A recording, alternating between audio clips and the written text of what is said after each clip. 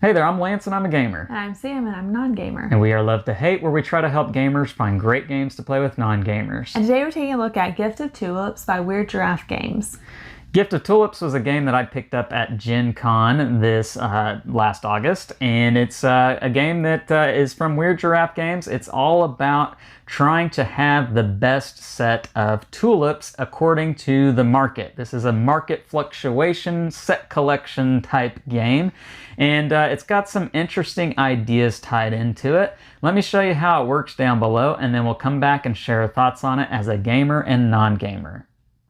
All right, here's Gift of Tulips from Weird Giraffe Games. Let me show you guys how this card game works, in which you are going to be doing some action selection in this game with the cards, trying to make sets, hopefully getting the right colors of tulips that are going to finish in the different places here.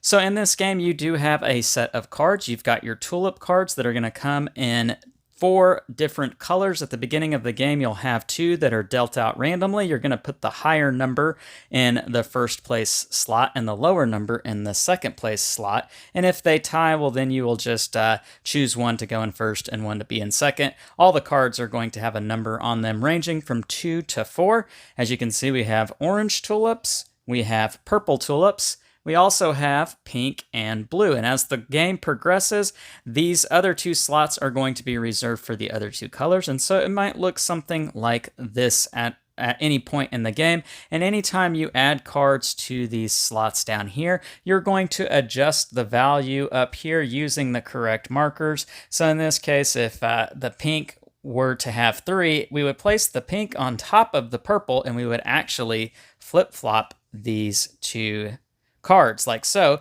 because pink is now in second place because it is on top of purple, and purple is now in third place, and blue would have 2 points and be in fourth place. Now, on your turn, what's going to happen in this game? You are going to draw 2 cards off the top of the deck, one at a time. So I will take my first card, I take a look at it secretly, I don't show any of the other players what it is, and then I have to choose to do an action with this card. I have a number of things I can do. The first thing I can do is I can add it to the slot where it matches with the colors, which in this case is going to be right here. And I would adjust the value on the tracker right there. And now that it is at 7, this would actually move all the way to first place, bumping down all of the other colors. That's one possible option. Another option is that I could take this card and put it in front of me face up into my play area.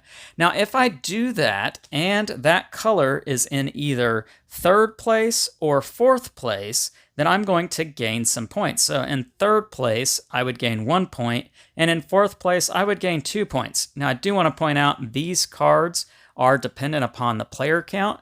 If you'll look real closely, you can see right here at the top, it says 2. So this is the card set that you would use for a 2-player game. Flipping the card over here on the back, you can see what it looks like for a 3- and 4th-player game, and it's going to change some of the point payouts on the different actions for these slots. You do have cards here for a 5- and 6-player game as well. Now, another action that I could do is I could give this card, rather than putting it face up in front of myself, I could give it to a neighbor. I could give it to another player, and they would get to put it face up in their play area. Now, when I do that, if that color card is in first place, then I would gain 3 points plus whatever the number is on the card. So in this instance, let's pretend that this is an orange tulip, and orange here is in first place. I would gain 4 points plus 3 for orange being in first place. That's because orange is the most coveted. It's the most prized tulip because it's in first place, and I'm just giving it away to an opponent. But I'm getting points for having done that. Now, I do get points if it were in second place or in third place, but you don't get any points if it is in fourth place because nobody wants the fourth place flower, so you don't get anything for giving it away. Now, you do have one last option that you could do with this card. If I did not want to play it here, if I did not want to keep it for myself, and if I did not want to give it away, I could put it in the secret pile face down right here. And at the end of the game, all of the cards that are in this pile are going to get shuffled up, and 5 cards from this pile will get added to their respective stacks, switching up the piles as they adjust the values. So that's going to have a late in-game shakeup. Now, I mentioned that you are going to have 2 cards, and you're going to do them one at a time. Whatever I end up choosing with the first card. So if, for instance, I added, or if I gave this card to an opponent, let's say, then the second card I take, which I don't know what it is yet, I am not allowed to do that same action. I cannot give it to another opponent. I have to do one of the other actions. So with this particular card, we can see it is a blue 2, and blue is right here in 4th place. Now, I could add it to the blue pile, in which case that's going to cause the blue pile to move all the way to the front because, again, if it's a tie, then you are going to move the marker on top of any other markers that are on top of that. That's the same score. And so in this case, everything would shift down, which that's going to really shake some things up. Or I could keep this card for myself, or I could add it to the secret pile. You get the idea. Now, this is going to continue until this pile of cards runs out, at which point you would go into the final scoring.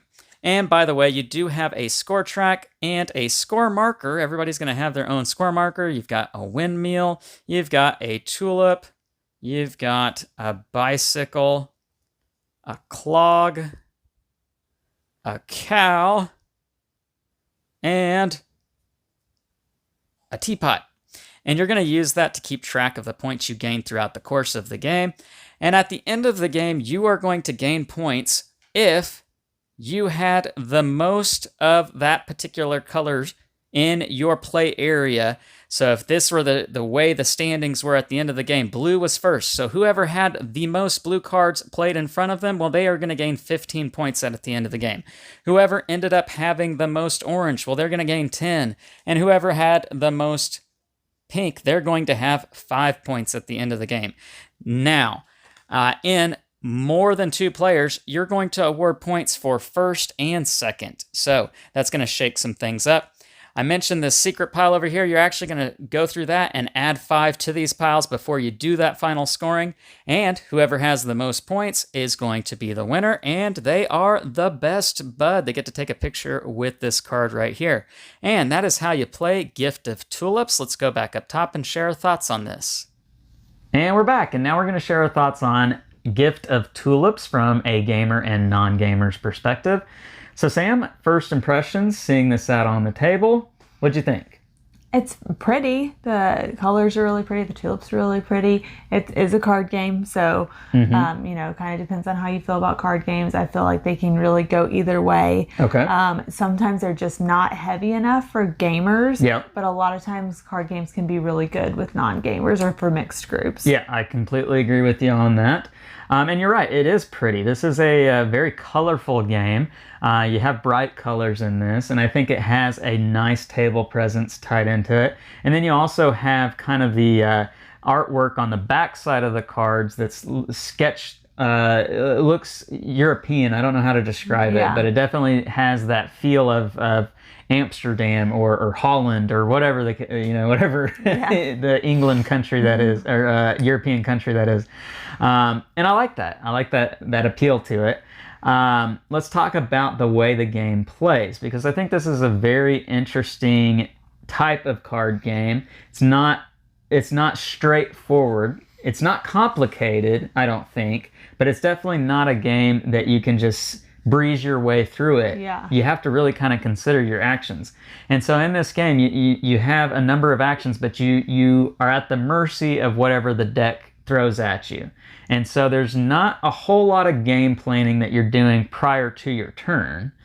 There is a whole lot of, well, I hope my next card is beneficial to me because I'm making a choice now and I can't make that same choice again on the next card. Yeah. For you as a non-gamer, what was it like playing with that idea? I feel like my disadvantage of this game was more personality than gamer versus non-gamer. I had a really difficult time playing this game. Okay. I had a hard time figuring out a strategy and really just understanding the gameplay. And honestly, when it was just me and you playing, I felt like I was like, okay, I'm just hoping to not lose too horribly. Okay. Then we played with a group of 5. Right. And seeing how each person played helped me to understand it a little bit better. Okay.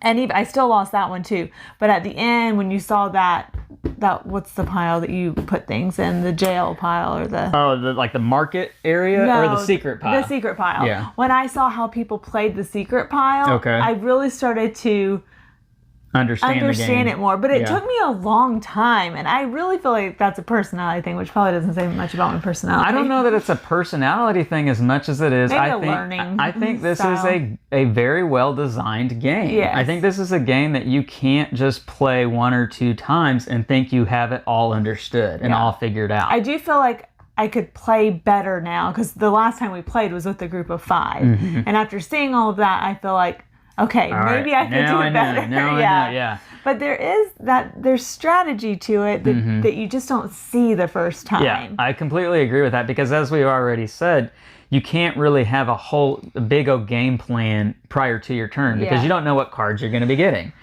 But you do have an idea of what you want to hopefully accomplish, because I've got a lot of purple tulips here, and I want to make sure purple moves into first place, so I'm going to be playing a card to purple. Or maybe, I know if I get the blue 4 and blue's in last, and I give it to the person across from me who has no blue cards, that's going to give me a whole bunch of points. So if a blue comes up, and if it's a 4, I'm definitely doing that. Yeah. So you have a little bit of an idea, but again, you don't know what the cards are going to shake out. And I think that's what I had so much trouble with, is I would play based off of what was out first, and I really kind of stayed with that the whole time instead of trying to move them around. Constantly, you have to change your plan. I don't like that. See, I love that. I want the same plan.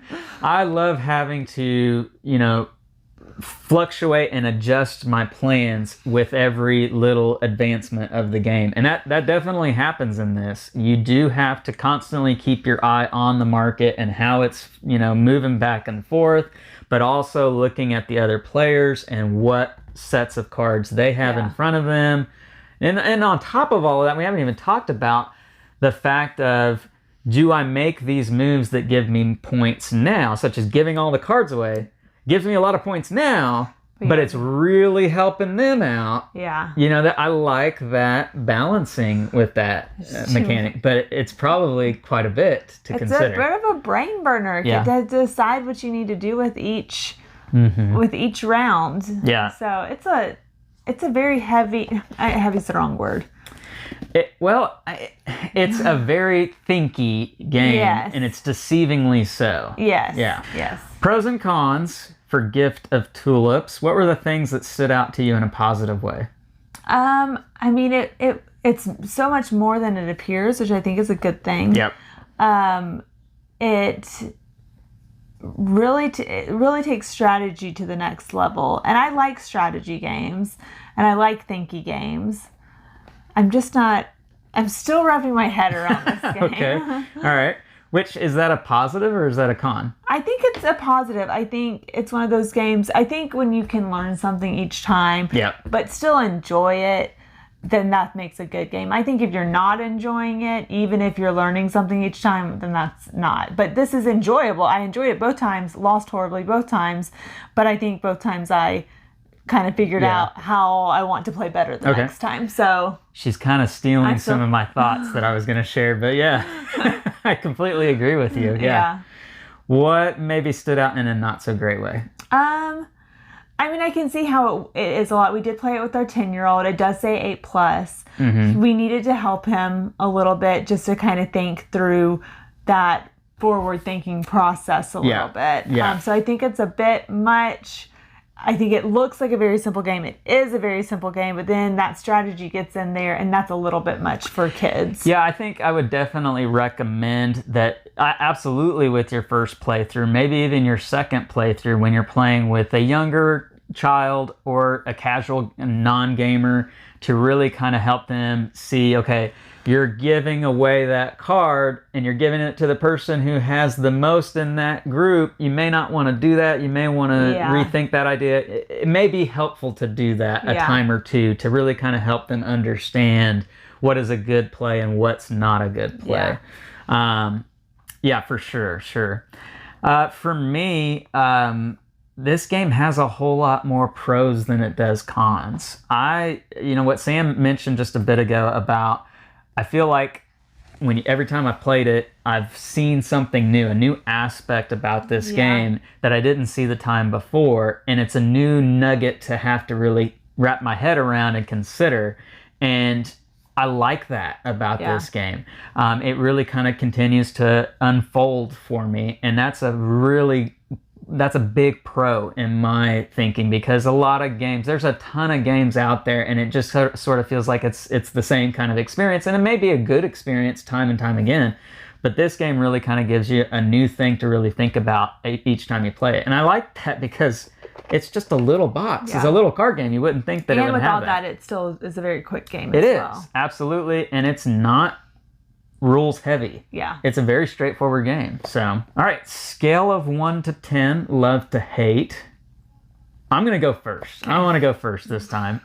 Gift of Tulips, for me, is a very well-designed game. I really enjoy it, and it's elegant. The thing about it that I keep thinking about is that it gives me so much to unpack, and it does it in a very elegant manner because it's not a heavy game. Yeah. And because of that, it's going to get a high score from me. I like it enough. I'm going to give it a 7.9. I really enjoy this game.